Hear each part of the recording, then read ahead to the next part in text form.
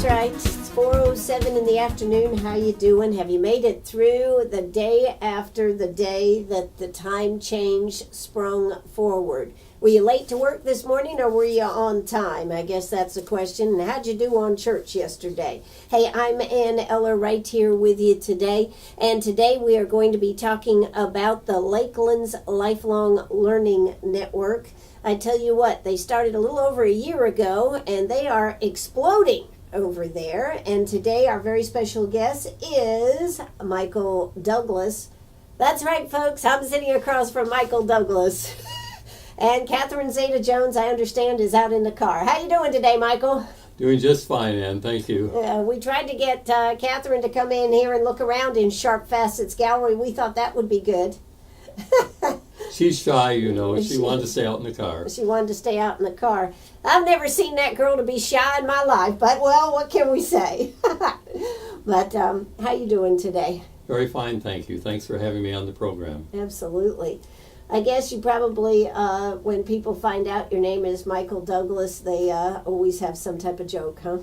All the time. If I charge something by phone or talk to somebody on the phone and they want to know maybe what my name is or is that your real name? Yeah. I'm very proud to say that is my real name. There you go. All right. Not a stage name. Not a stage name. Okay. All right. Well, we have Michael Douglas. Now, Michael, where are you from originally before you moved down here? Lived in the western suburbs of Chicago, Glen Ellen, Illinois. Okay. And where did you grow up? Rockford, Illinois, about 90 miles northwest of Chicago. Okay.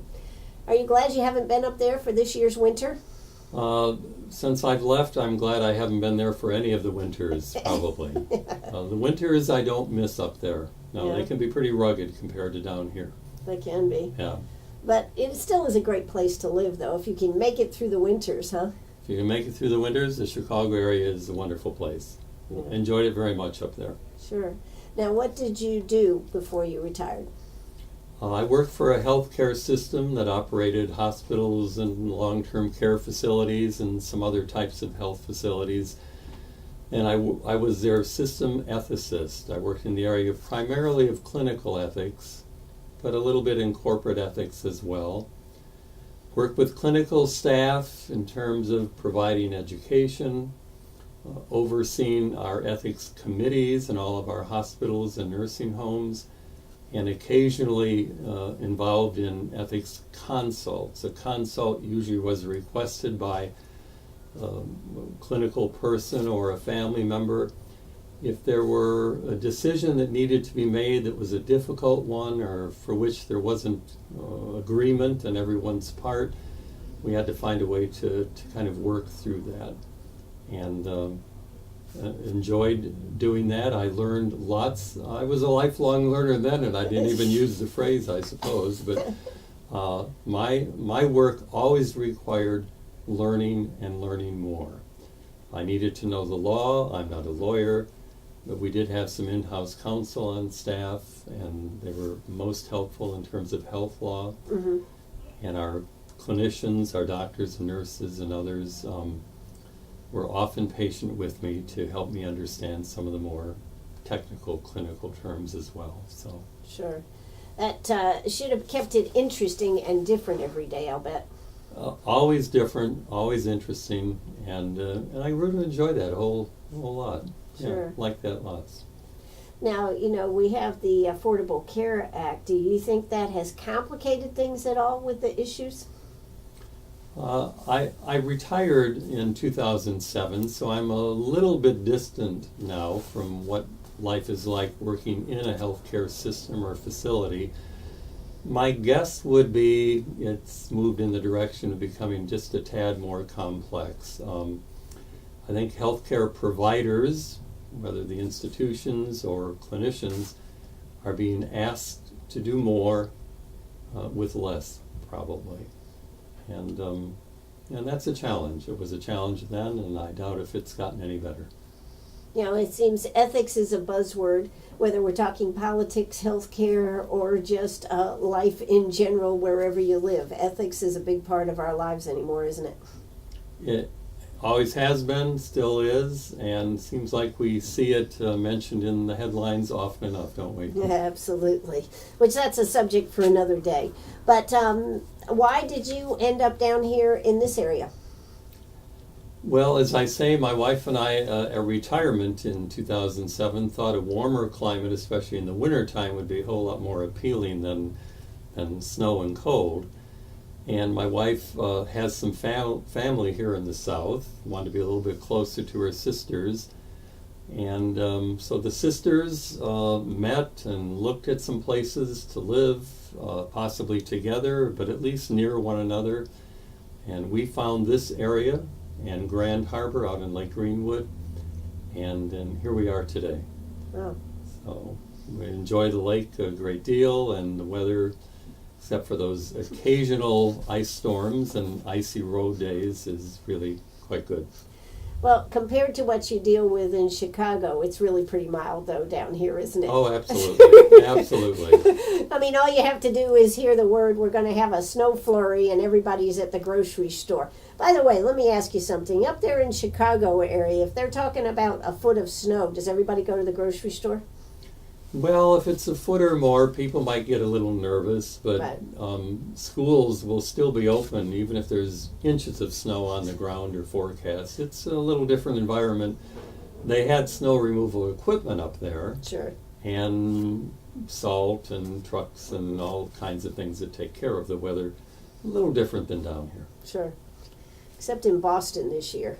I mean, were you watching that with the Boston and everything? Oh my gosh. That would be tough. Yeah, Yeah. that would be tough. Yeah, so anyways, we are here. We are talking with Michael W. Douglas, and we are going to be talking about the Lakelands Lifelong Learning Network. And of course, there are all kinds of courses. They've just started opening up their spring season. They have everything from exploring cemetery history, Tai Chi, yoga, introduction to golf, international cuisine, the Filipino cuisine, sampling premier olive oil, meatless Mondays, going Alzheimer's disease, what's the buzz in the Lakelands, all about beekeeping, and so much more scheduled that we wanted to have them on to talk about this so that possibly you'd like to become a member of the Lakelands Lifelong Learning Network. It's really a neat program. We're going to talk about it, but right now let's hear a quick word from our sponsors, and we'll be right back.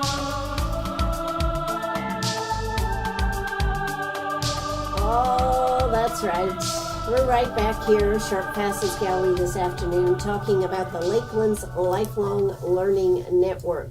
You know, the wonderful thing about this is that it is for people who have time on their hands to do this type of thing, and they have all types of classes. And I think the other wonderful thing that I know about it, number one, it just costs you $30 a year to become a member. There may be special charges for special classes, but still it's $30 a year. Plus you get to have input on what this is all about. Now, I know there's organizations all over the country. Last year, Jeff and I had the opportunity to go to one of the Ollie events up there at Furman, and Jeff was appraising jewelry and silver and all different items. He was one of the appraisers for an antique show. I guess you could say the one at Furman is maybe one of the ones that are at the top. I mean, they have their own building even on Furman. But of course, the Lakelands Learning Network is going to be one that is growing. They started having classes, wasn't it, Michael, last year? January of 2014, correct. Sure.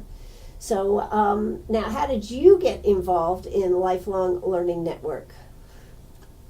Sometime in 2013, early 2013, I met a member of the advisory council, and we got to talking, and I was interested in what I heard about the Lakelands Lifelong Learning Network. And they asked me if I'd like to become more involved, and I thought, well, I have the time and I have the interest, and I said yes, and I started going to the advisory council meetings. I believe July 2013 was my first one. And shortly after that, they formed the curriculum committee. And the role of the curriculum committee is to try to identify members interests? What do members want to learn? What do they Sure. want to know more about? And then go out and find instructors, people who have the background to teach a class maybe, or to lead an excursion. And I became a part of that committee, the curriculum committee. And I was kind of new still in the area, so I didn't know a lot of people, but we have phones and we have email, and you ask somebody if they know somebody who has a background in genealogy or Cokesbury College, for example. And somebody says, well, I know somebody who, and you eventually wind up talking to the person who has a passion for an interest that our members want to know more about. Sure. So that's kind of a way in which, overview of the way in which we try to match what our people are interested in learning and who out there has that knowledge. Sure. And of course, this is coordinated through Wesley Commons, Lander University, and Piedmont Tech, correct? Wesley Commons, Piedmont Tech, and Lander are the founding sponsors. Is a name that seems to work well. And each of them has contributed at least one staff member to represent each of them on the advisory council. And each of them is sort of an advocate for the Learning Network in terms of some of the things we need sometimes. They variously have helped with the printing, providing classroom spaces for classes, occasionally even instructors for some of our classes. So without the sponsors, well, we need the sponsors, and we're very appreciative of their support. Sure, Yeah. absolutely. But this kind of came about through people that have moved here to this area, and John Barnes's name comes to mind as one of the ones that decided we needed to push this through, huh? Yes, I met John. Actually, my wife and I took a class from him. It was on, I believe it was called Propagation of Green Plants or Woody Plants or something. I don't have a green thumb, man. A wonderful man who lives over at Wesley Commons. And this is about a year before my time of being involved with the Learning Network. But I understand that John and some other residents of Wesley Commons who were familiar with this concept of lifelong learning, and apparently familiar with some programs where they had lived before maybe moving here, thought, well, this area could be ripe for such a program as well. Sure. And they called together some leaders from the community, made some contact with Piedmont Tech and Lander and Wesley Commons administration, and apparently they got the right people at the table early on, and then in 2013 formalized it a bit in terms of forming what has been called the Advisory Council, which gave the early shape to the Learning Network. Sure. So, Well, I think it's a terrific idea, and I tell you what, I think one of the things that makes it so interesting is that it is a program designed by the members for the members. Meaning if you have an idea that you would like to have brought to the table, they'll investigate it and see if they can find, and if there's the interest, to have somebody teaching this. that's pretty much how it's a member-driven organization, and we want to know what our members' interests are. There's various ways to learn that. We have an annual member meeting. We had an informal one last July, and members came, and we led a conversation asking them, what are some things that you want to learn? What do you want to know more about? In December, we had our annual member meeting, and that's where we elect officers for the board. And we ask them, what are your interests? And we take notes, and we keep a record of this. And also, after each class, we have the participants fill out an evaluation. And the second page of the evaluation, there's room for a participant to indicate, what else would you like to learn? And maybe, do you have something you'd be willing to teach others about as well? Sure. So we get members' interest from a variety of sources, including on the street conversations sometimes. We hear what members say, where we run into them. Maybe I run into them at the grocery store, for example, and I hear, well, I'd like to know more about fill in the blank, that sort of thing. So we gather that information. Sure. Well, that's what I think makes it so neat, because you're going to be able to learn things that you truly have interest in. You can take as a member, you can take as many classes as you want, as that there's room for. And this year, I tell you what, you have really ramped it up and expanded so many different types of classes. Now, who is in charge, just as far as putting this together? When you have somebody that's teaching a class, who's in charge of pulling this all together? We have a curriculum committee. Mm-hmm. I have been on the curriculum committee since being elected president of the board back in December at the annual meeting. I've begun to back away a little bit of that because I have some new and different things on my plate now. Mm-hmm. But I believe there are 5 members of the curriculum committee that come from various parts of the Greenwood area. Mm-hmm.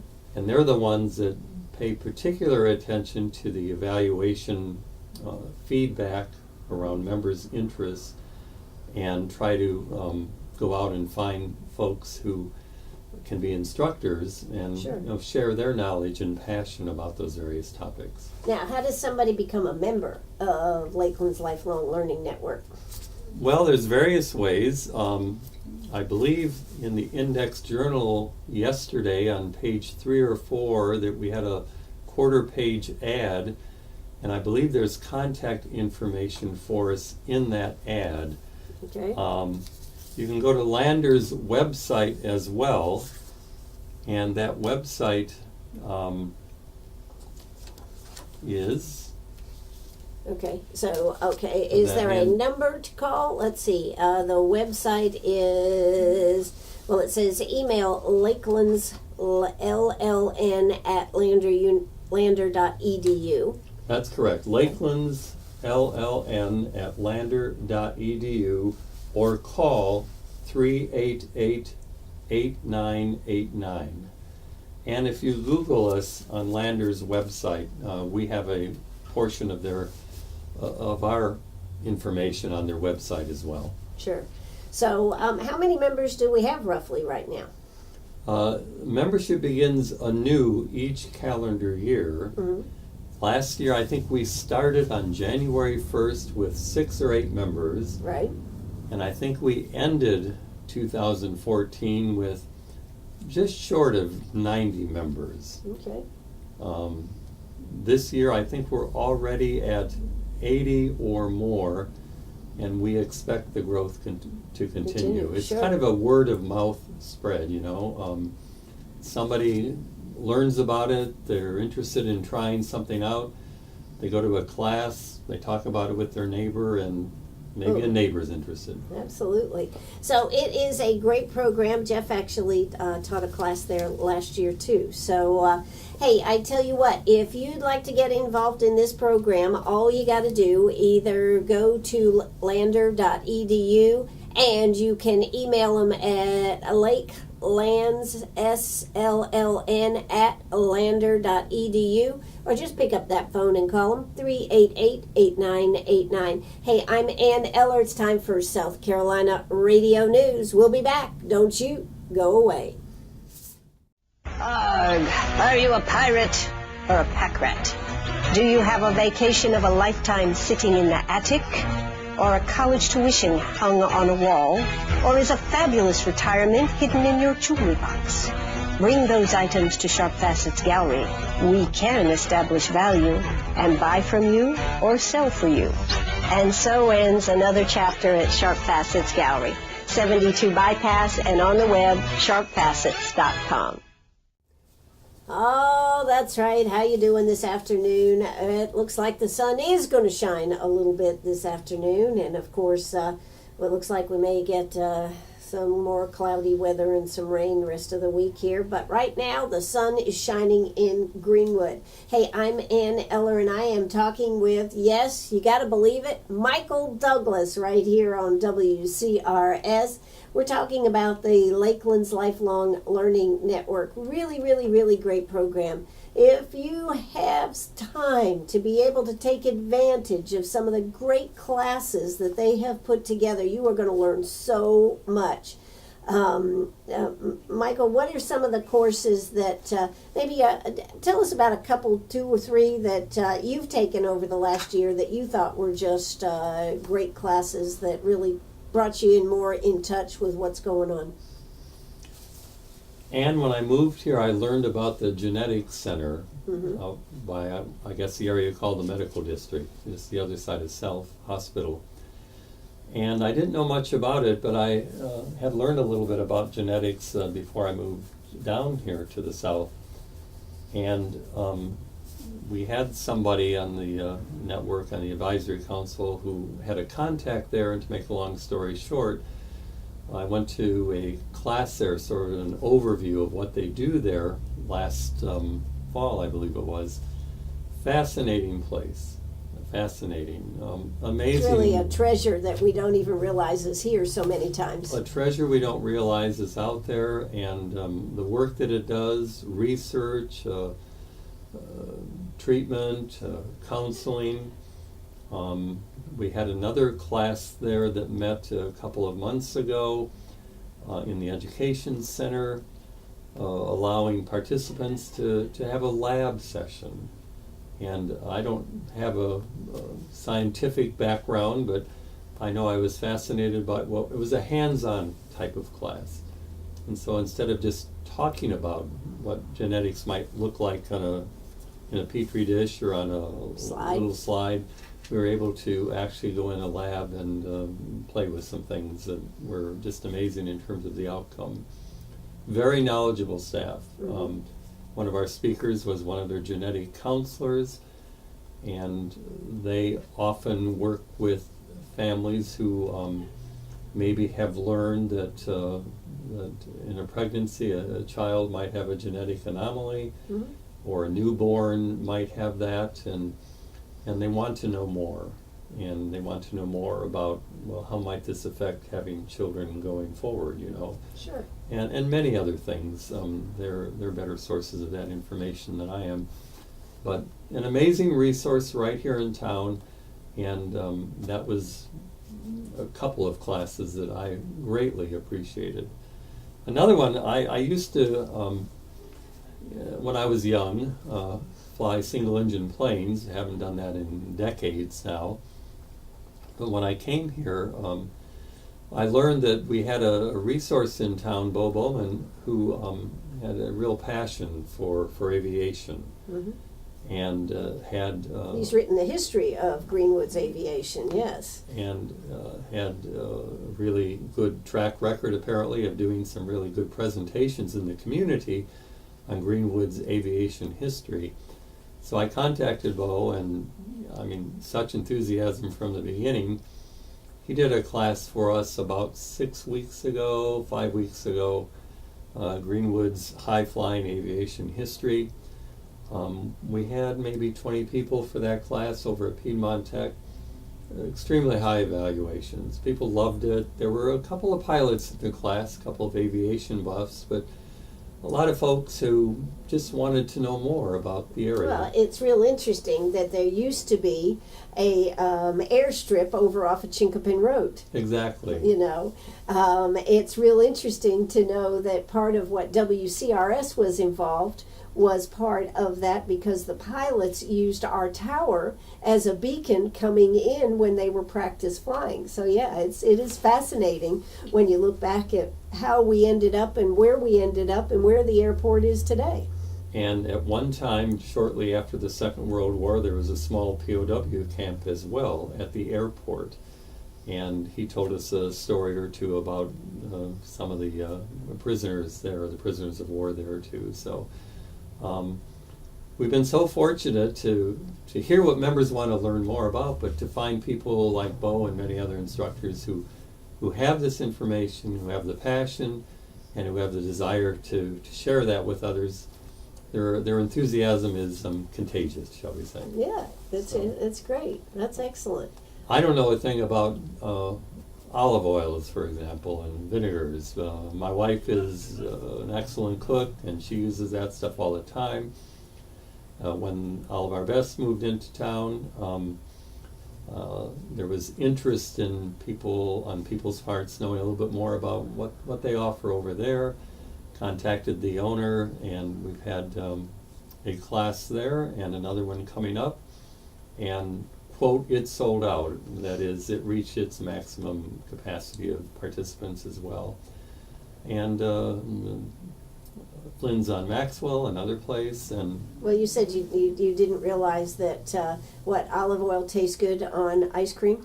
well, I think it was one of the vinegars she had yeah. us try on ice cream, which at first blush and does not seem appealing to me. Right. But I tried it, and I think I became a convert that day.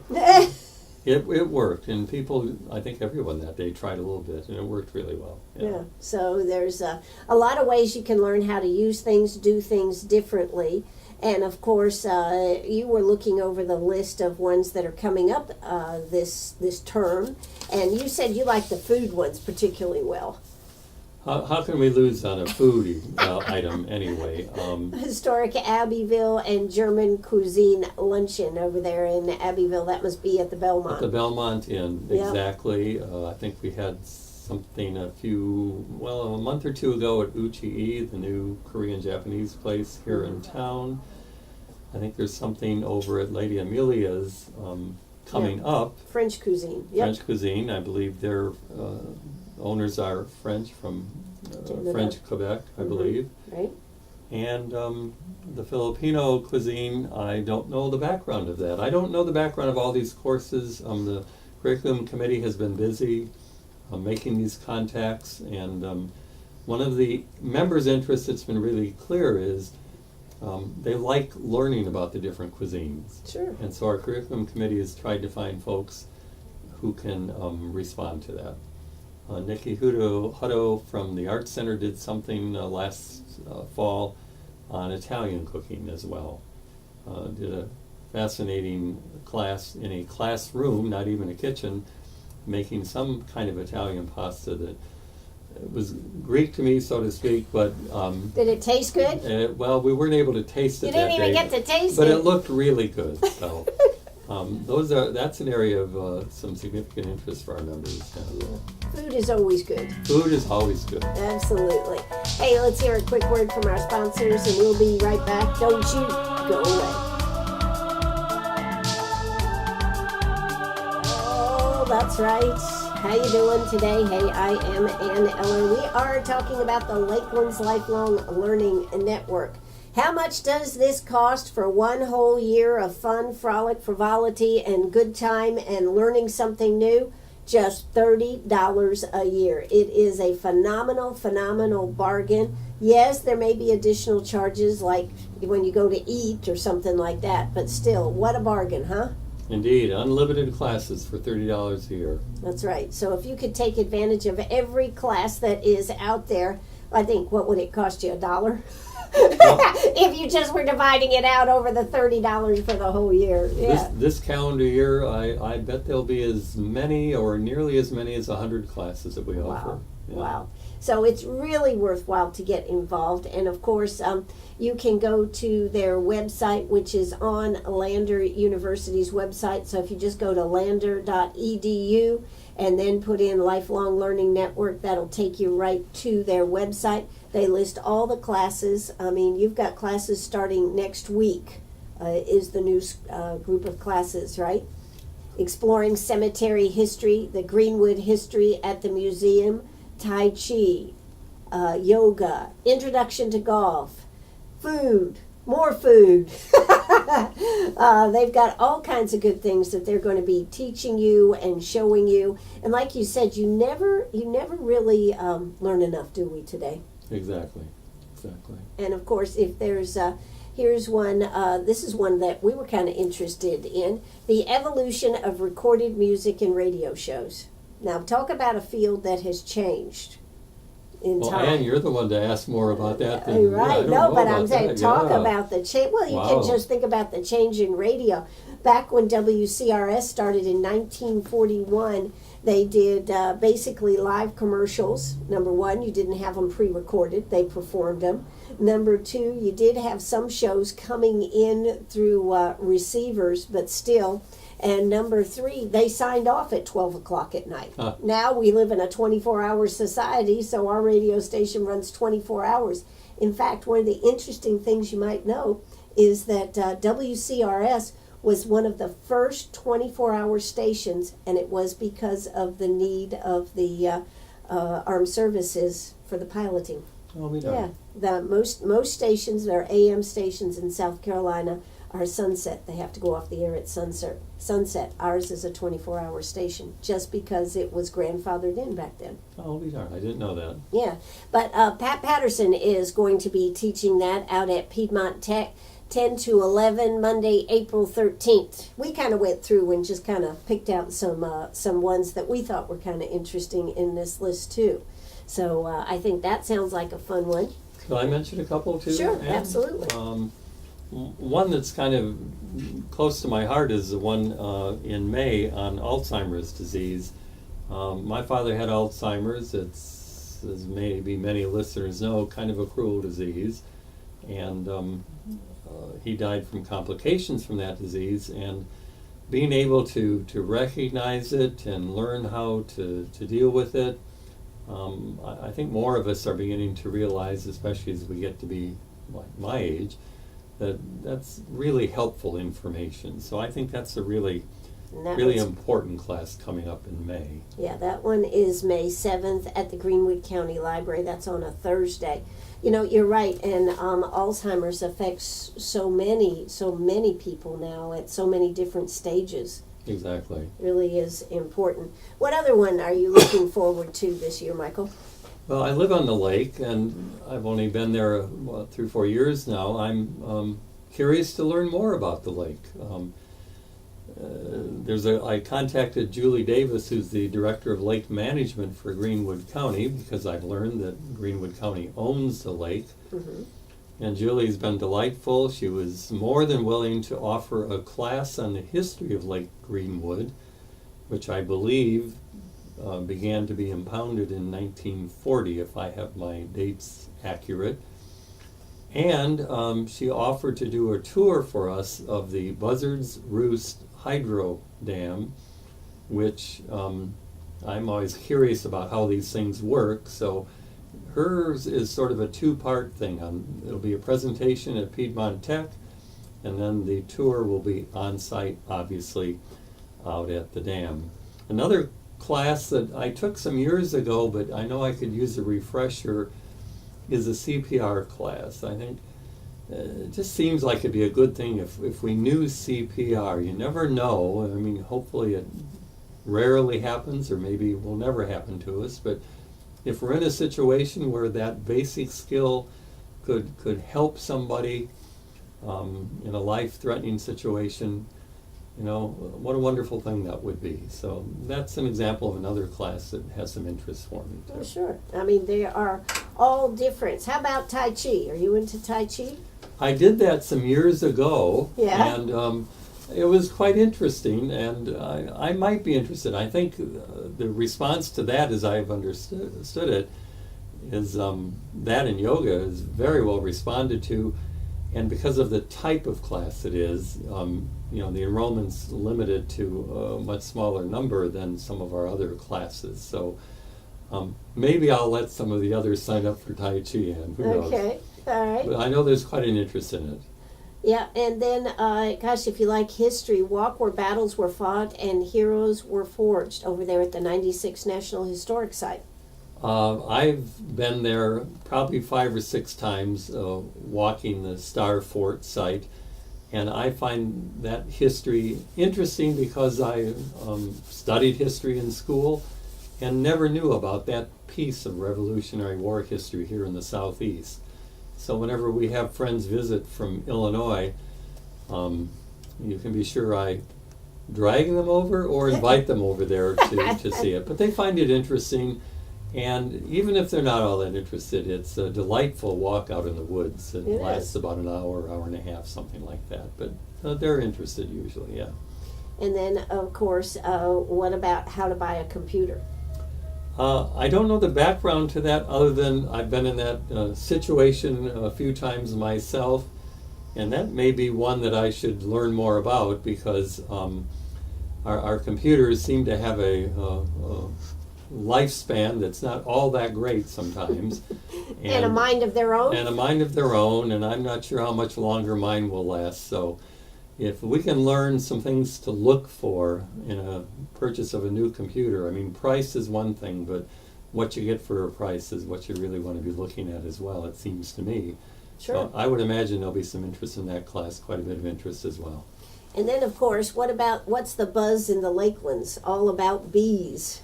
Well, I know we have somebody who's a beekeeper, and that's something I know very little about. We have friends back in Illinois who have beehives on their property, and my childhood phobia was bees and wasps and that sort of thing.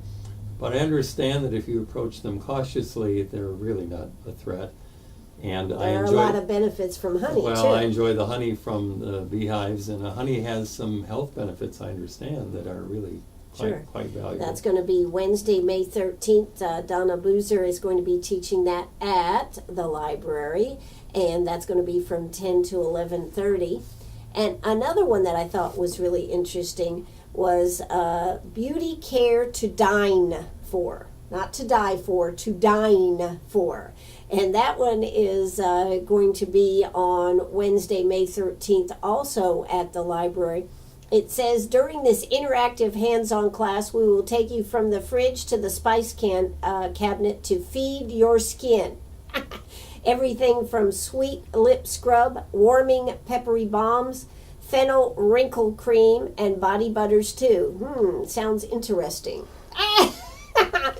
It says cost for the class materials is $3, which must be paid when you register. And it says, please bring 2 facial washcloths with you. So there you go.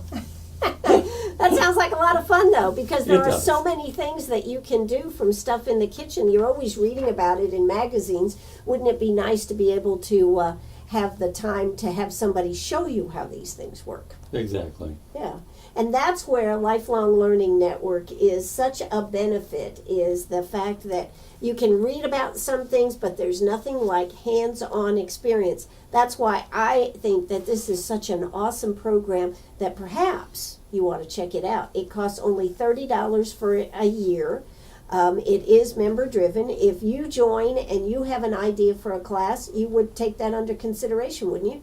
Absolutely. If you have an interest, in addition to something that we already offer a class on, and you're a member, you let us know what that is.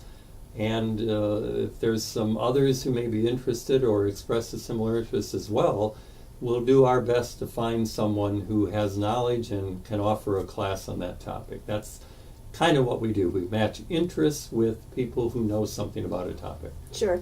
And the bigger the group gets, the more things you're going to be able to do. Absolutely. We've grown from, I believe I have the number right, I think we had 6 or 8 members on January 1st of 2014, and here we are a year and 2 months later, and I would think we're at the 100 or near the 100 mark by now, and we expect to continue to grow. It's kind of an exponential growth sort of a group, yeah. Sure. And I like the fact that classes can be held, they don't have to be held in one place. They can be held at different locations. There's lots of field trips. These food field trips are really good. Yeah, Lander, Piedmont Tech, and Wesley Commons have offered us classroom space. But obviously, as you mentioned, Ann, some of the classes, some of the food classes, for example, are at the restaurant sites. And what better way to experience the cuisine than to be right there in the restaurant where it's served and you get the smells and the flavor of it there. Absolutely. Hey, you are listening to WCRS right here in Greenwood. One more time, let's let you know if this is something that interests you, you need to go ahead and sign up. Go to lander.edu, punch in Lifelong Learning Network. You'll take you right there. It'll allow you to sign up. Also, they have a telephone number, 388-8989. That's 388-8989. Make sure you join today. You'll be glad you did. Plus, you get to meet so many interesting people that you may not have met before by taking these classes. I met many people in the area that I wouldn't have met otherwise, and they're delightful people, and many of them have interest and knowledge about some topic area that I think will make them valuable instructors for others someday as well. Sure. So this is a great program, and who would have thought that we would have this right here in Greenwood? If it hadn't been for the forefathers, John Barnes and a group of people that were interested in making this happen, we wouldn't be sitting here today talking about it. But check it out on their website. Michael, thanks so much for coming out today. Thanks, Ann, for having me here and for highlighting the Lakelands Lifelong Learning Network. I appreciate it. Absolutely. So check out lander.edu and then look up Lifelong Learning Network. It has a list of the programs that are coming up. $30 a year. It's one of the best bargains around. That's going to do it for us. This is WCRS right here in Greenwood. Bye-bye, everybody.